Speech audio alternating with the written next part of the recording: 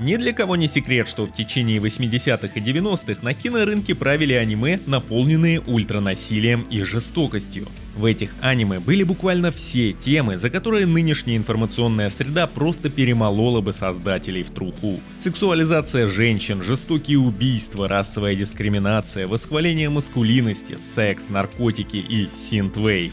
То, какой жанровый винегрет позволяли себе создатели тех лет, невозможно представить сегодня. И, чтобы освежить память, представляю вашему вниманию 7 аниме, переполненных ультражестокостью, которая нарушает все правила современной цензуры. Если тебе понравится ролик, не забудь жмякнуть лайк, это отлично помогает в продвижении. А еще лучше жмякни его прямо сейчас, потому что многие забывают это сделать после. А снять лайк, если тебе не понравится, ты можешь в конце.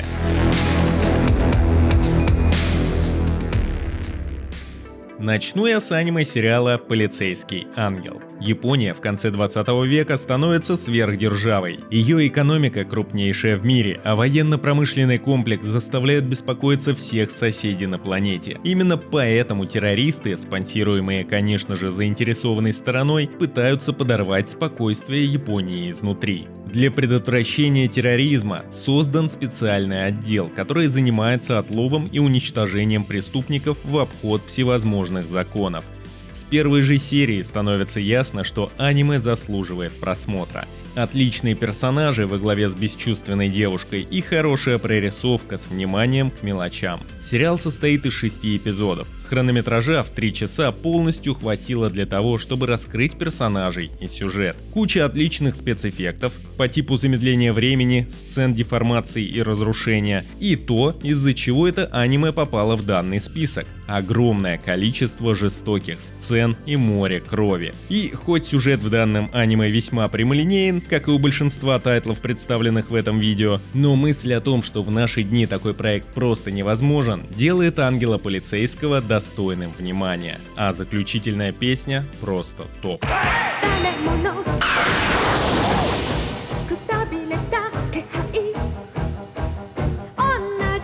А мы идем дальше.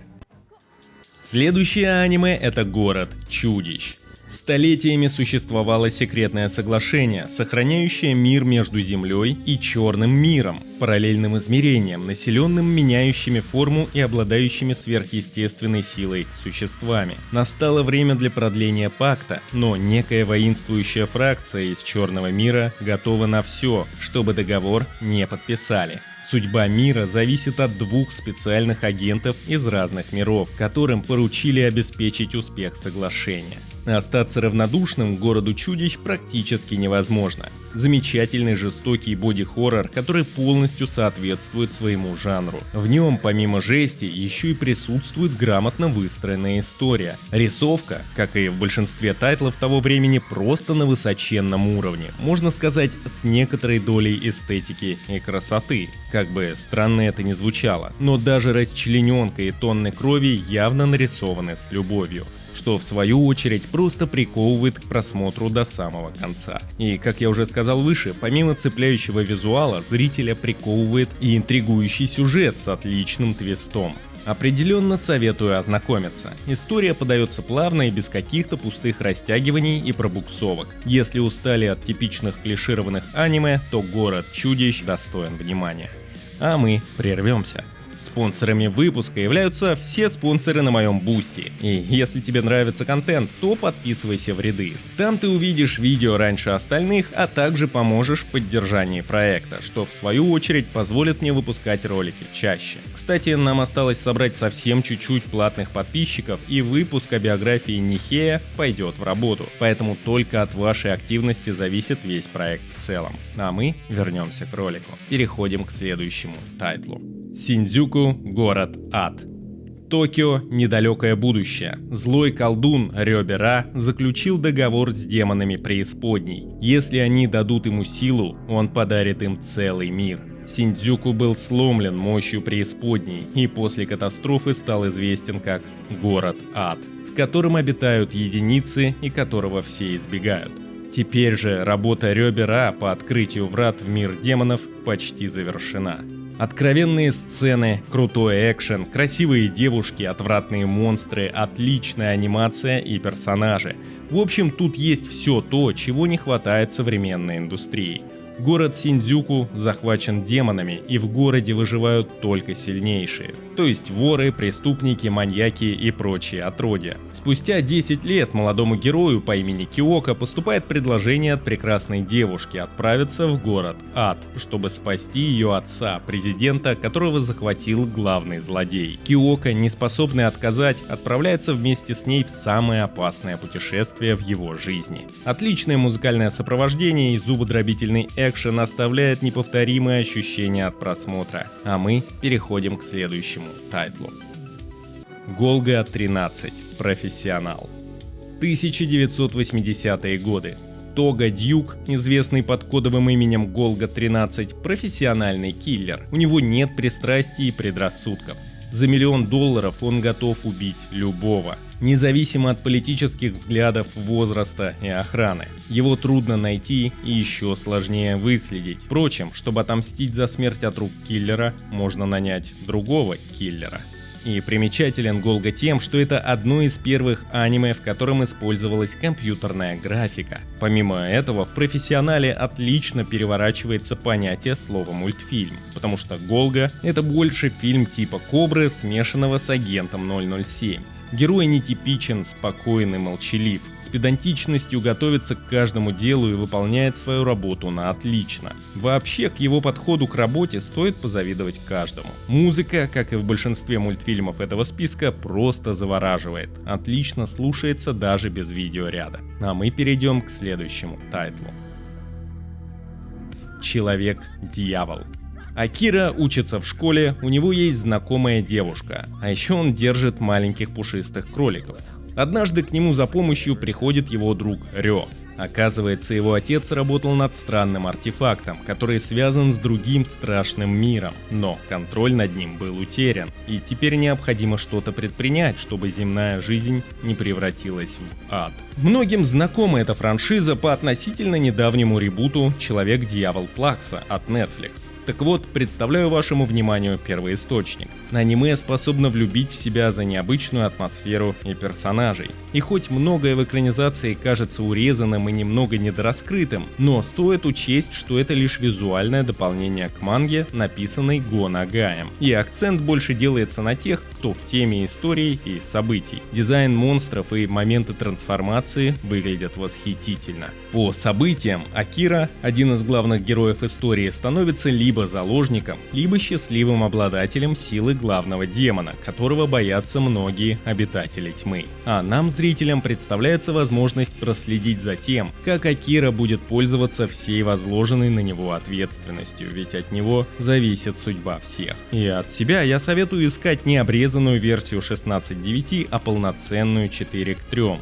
И желательно найти оригинальную японскую озвучку с поверхозвученным русским переводом. Так будет более аутентично. После падения кометы Канта лежит в руинах. Уцелевших людей терроризирует банда байкеров под управлением Кинга. Единственная надежда невинных — таинственный 2-метровый гигант по имени Жестокий Джек, уничтожающий бандитов.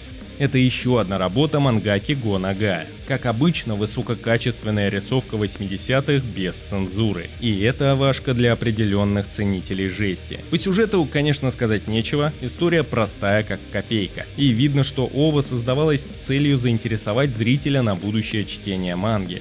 Но от этого творящийся трэш на экране хуже не становится. А если учесть, что Миура при создании Берсерка вдохновлялся в том числе и Джеком, то для культурного развития ознакомиться с овашкой не просто можно, но и нужно. А мы перейдем к следующему тайтлу. Черная магия М66.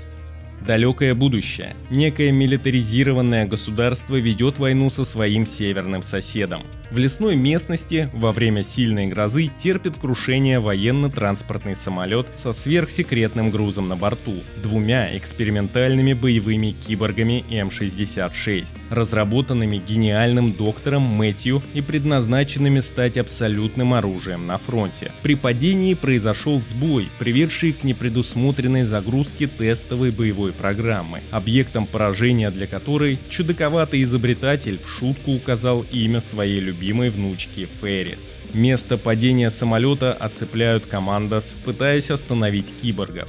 Прознав про аварию, туда же устремляется в поисках сенсации ушлая журналистка Сибель, став невольным свидетелем отчаянного боя солдат с киборгами. Хотя одну М-66 и удается нейтрализовать, другая ускользает и продолжает свою миссию, цель которой — ничего не подозревающая девочка. Как вы понимаете, основной сюжет крутится вокруг киборга-убийцы и подан в стиле робо-киберпанка из 80-х. Вот только отличительной чертой можно назвать чуть большее внимание к реализму, и, что самое главное, тут, как по мне, отлично передается атмосфера первого Терминатора. Я бы вообще сказал, что это и есть японская версия Терминатора. Здесь прекрасно все.